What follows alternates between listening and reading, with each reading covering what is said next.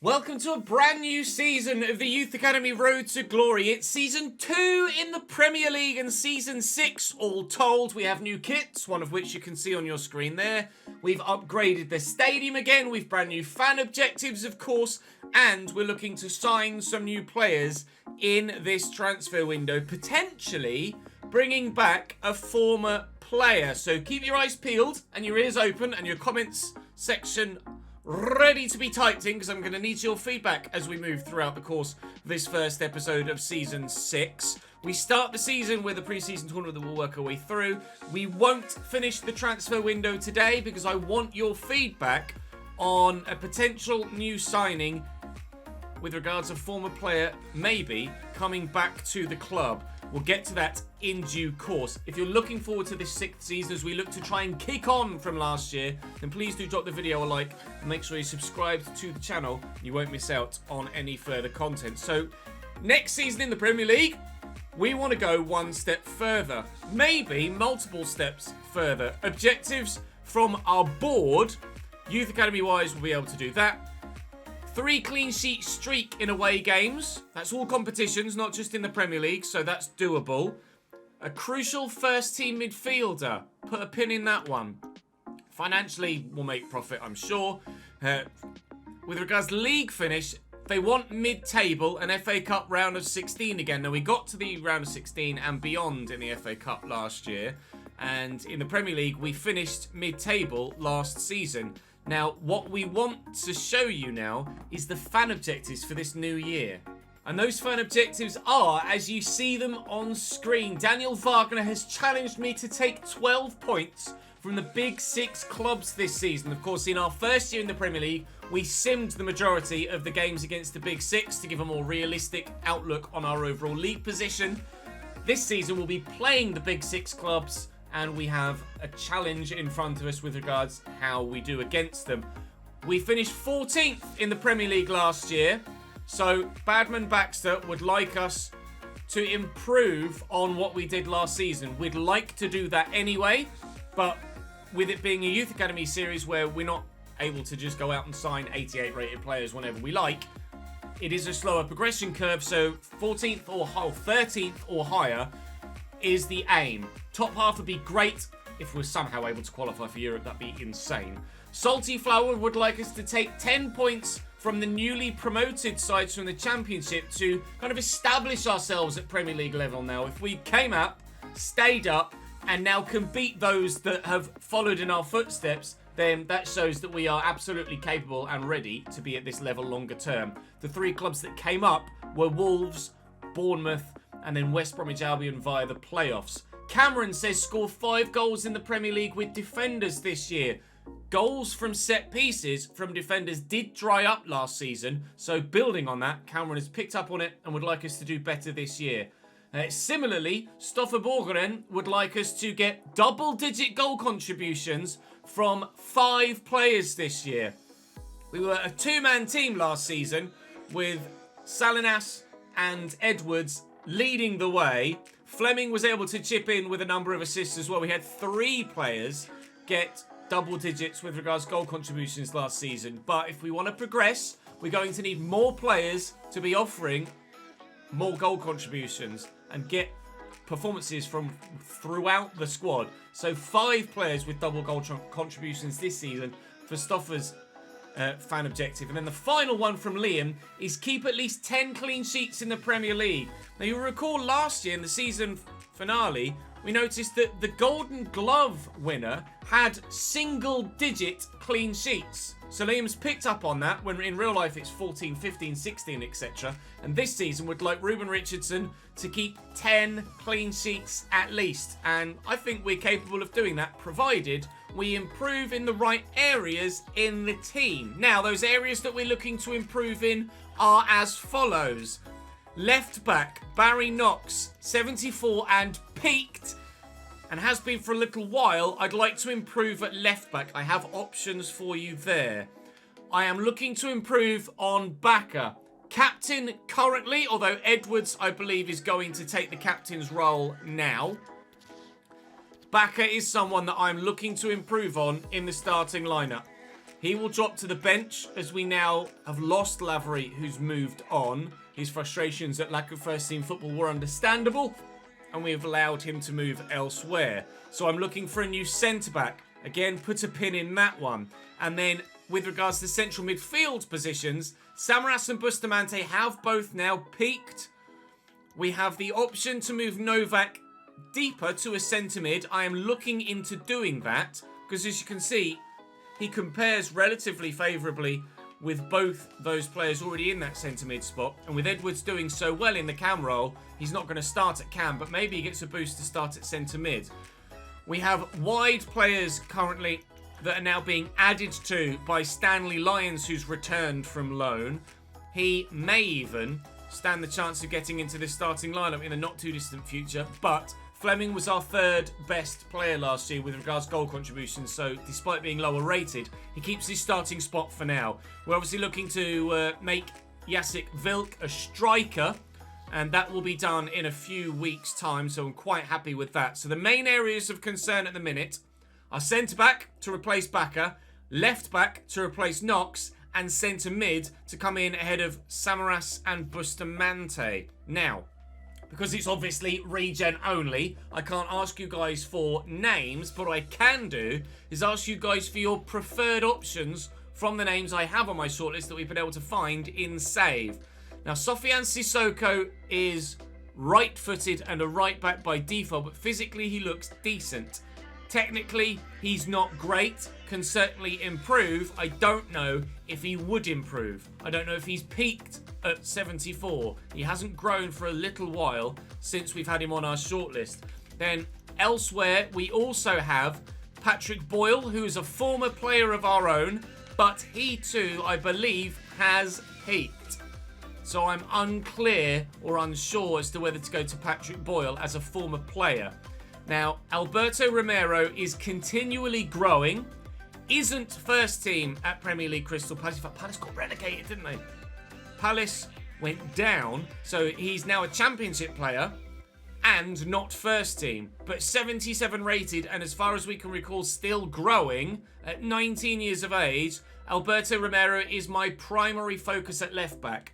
Now, I am probably going to snap him up now, and where you guys come in is the centre-back position, because Ricardo Poli is okay at 75, but obviously Mitch Backer's 76. He does have a great stand tackle stat, though. Now, the player to potentially return to the club would be Ben Jack. Sold to Celta Vigo 12 or 18 months ago, I believe. More so, in fact, might be 2 seasons ago that we sold Ben Jack. But he hasn't grown since we sold him. 87 stand tackle, 85 defensive awareness. He is very good, but he's not getting first team football at Celta Vigo. He's not growing. Does he come back and join Murphy as my starting centre-back alongside our Northern Irish star? Potentially. That's where you guys come in. Do you want to see Ben Jack back? I am also scouting Felix Moreno, who's currently at Lyon, but doesn't look like he's quite going to be at Jack's level.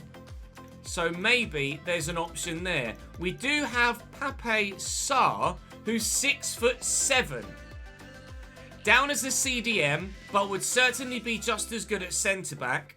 However, technically he's not amazing. So I don't know on that front. Maybe he is a sign and change position. 6'7", he'd have more physically, but technically Ben Jack would be better. I'm also scouting Emilio Rodriguez as a potential centre mid, but doesn't look like his technical stats are actually going to be that good, unfortunately.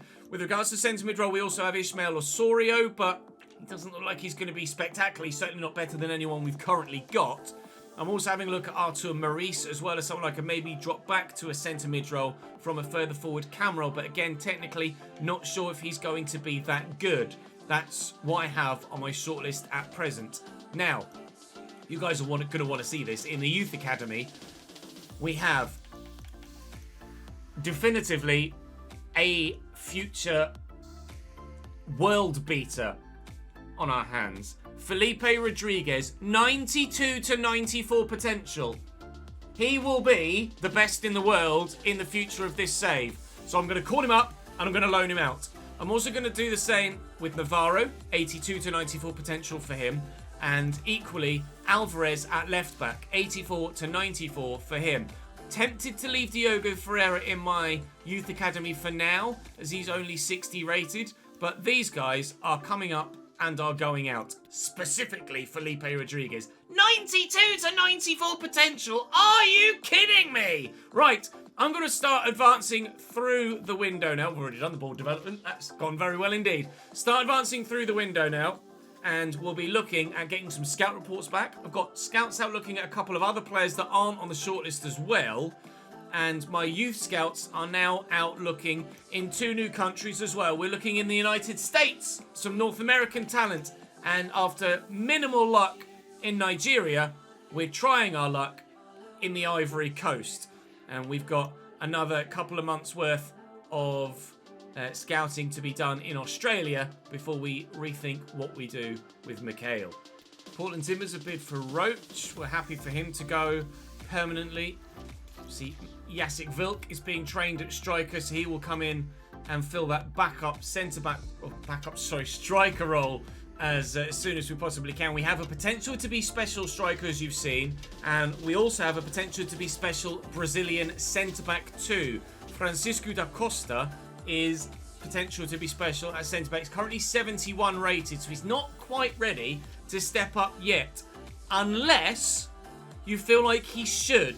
Now, it would be obviously a massive risk to step up a 71 rated centre-back into the starting lineup ahead of 76 rated Mitch Bakker. Where is he? Da Costa. He's not as quick. He's better at shooting, not important. Better at passing, intriguingly, and slightly better with the ball at his feet. But defensively and physically, he's not on par with Mitch Bakker. So at the moment, Francisco da Costa is probably going to be better served going out on loan for a year to then be in the first team potentially next season. I could maybe consider throwing him into the starting lineup, but it would significantly weaken us for the first few months of this new season. I, again, would very much like your feedback on that as a potential option if you don't mind. Let me also say thank you to Warrior Basil and Callum for joining the Patreon in between seasons as well. Very much appreciated from the both of you. Thank you very much indeed. Martin gone out on loan.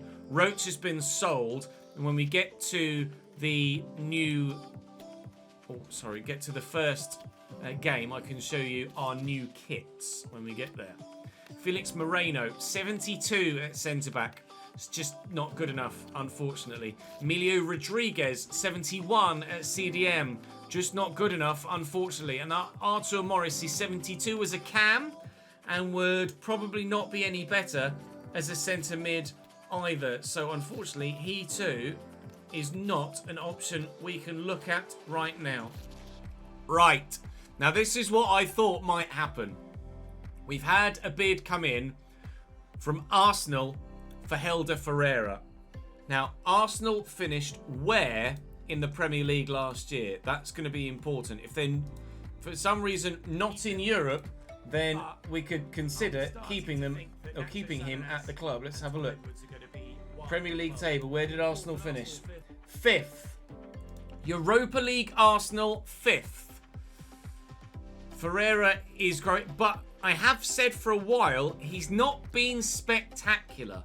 Even though he's significantly higher rated than anybody other than Edwards at Cam, I don't feel like he's absolutely unreplaceable.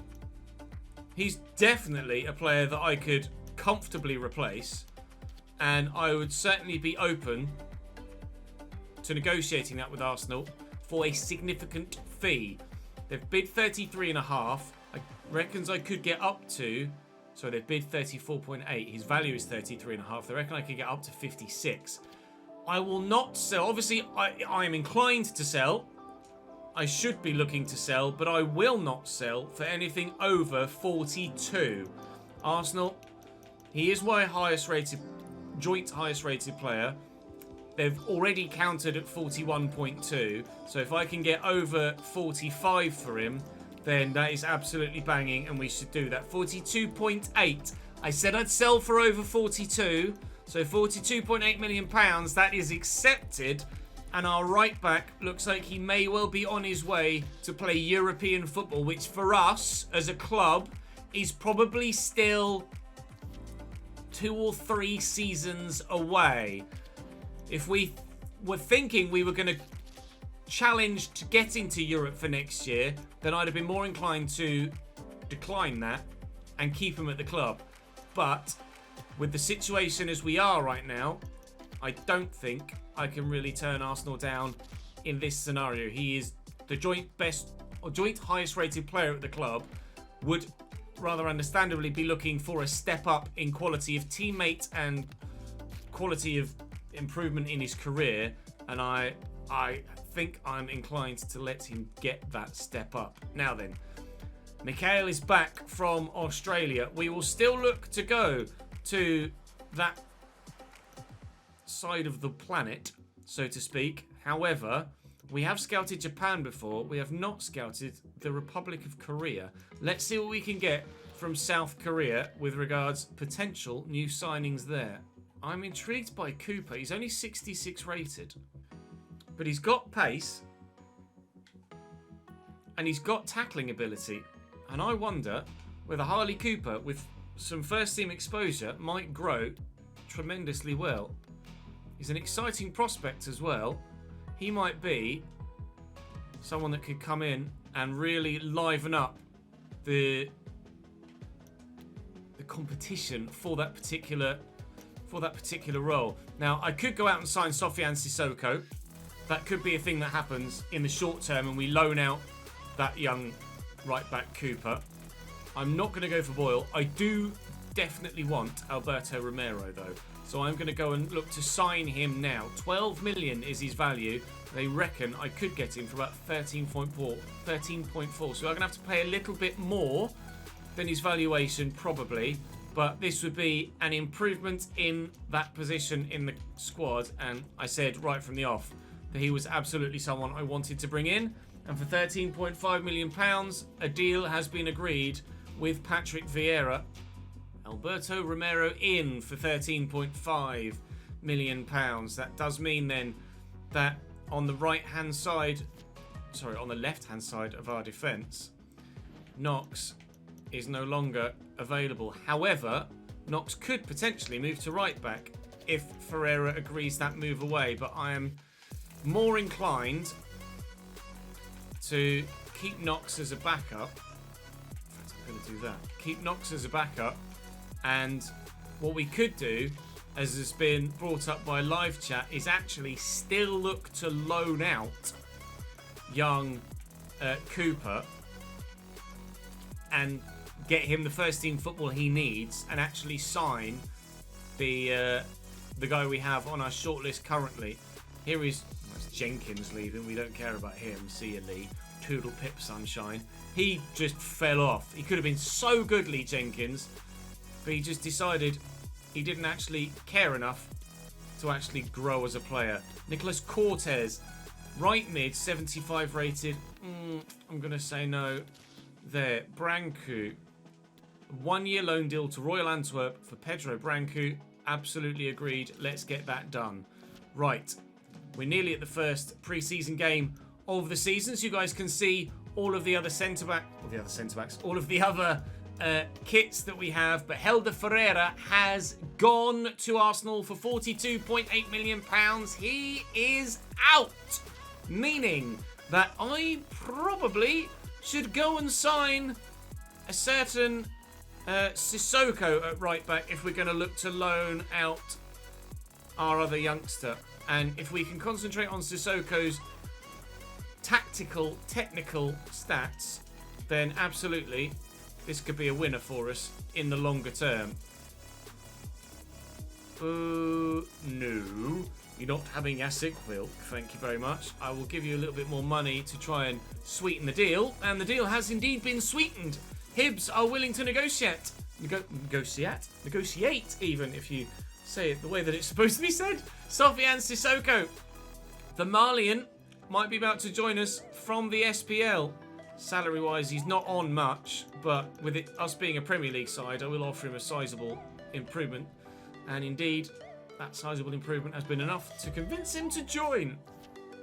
We are on the day of our latest friendly, and these are our new kits for this season. Then you've seen the home kit in its glory, and the away kit looks as follows. A red kit with a black sash. And then the third kit, I actually very much like. It's probably my favourite kit this season. A third kit in green with white shorts and accents, and then the name and number in orange. I really rate that. I really like that quite a lot indeed. And we'll sim this one quickly. Of course, we'll just sim our way through the pre-season games. I'm at a bit of an impasse at the moment in that I wanted to advance as far as I possibly could for this season. Bid from Norwich for Ruben Richardson, which we will reject straight away. I wanted to advance as far as I possibly could, but you'll notice that Ben Jack has a bid. Actually, I need to scout him again to get a fresh scout report, apparently, even though we know he's 78 rated. He's had a bid come in for him from Rapid Vienna, which has been accepted by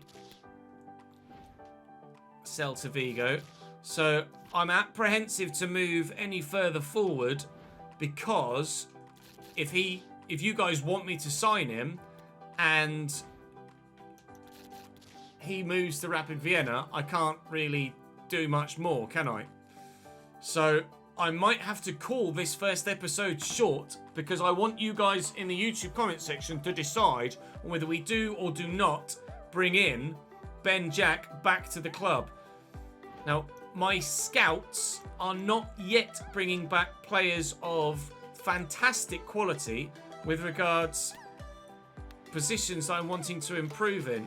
I'm looking for first team quality players. What I will actually add to the scout instructions now is any position attributes. I will look for world class players, and that way hopefully we'll be able to find some players that are significantly better than what we've currently got.